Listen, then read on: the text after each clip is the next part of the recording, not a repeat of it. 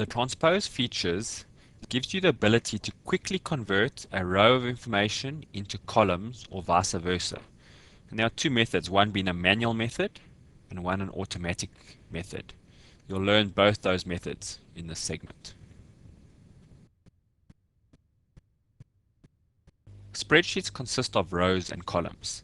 And while working with your spreadsheet, you sometimes come across information that's in a row that you need to have in a column as well, or in a column that needs to be in a row. A lot of people will simply retype the information or manually link the information to each individual one.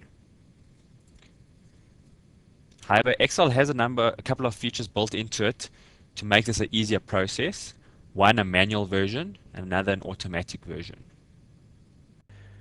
The manual version is stored in the paste special command. So for example, if you want this row to be down here, you can say copy. You click on the cell, which is going to be the start of your column. You go edit, paste special. And then you'll see down here, there's an option called transpose. When you click on transpose, you say OK. What it does is it takes the copied item, and if it's a row, it goes to that cell and makes it a column, and if it's a column, it goes to the cell and makes it a row. The automatic version allows you to do the same thing, however, it is set up so that it is linked to the original. So for example, if you change this name, the corresponding name will change. In order to activate this, I'll just delete that first. What you need to do is you highlight the cells that are going to contain the information. And you need to make sure that they match to the information being pulled through. You then click on your function wizard. You need to find the transpose function, which sits in the lookup and reference. You can go to all, click inside there and just push your T, and you'll go straight down to the T's. And just look for transpose.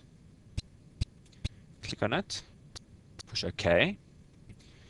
What it's asking for here is an array. It's saying, where must I go to get the information? And in this case, you'll highlight these 5 cells. Most important here, this is an array formula, and the only way to activate it is to push Control, Shift, and Enter. It's very important to do that. So it's Control, Shift, and Enter.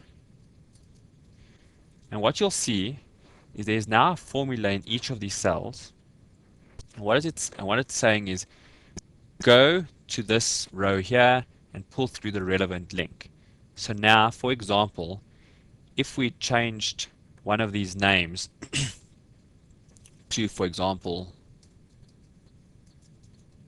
when you enter it, the corresponding name changes.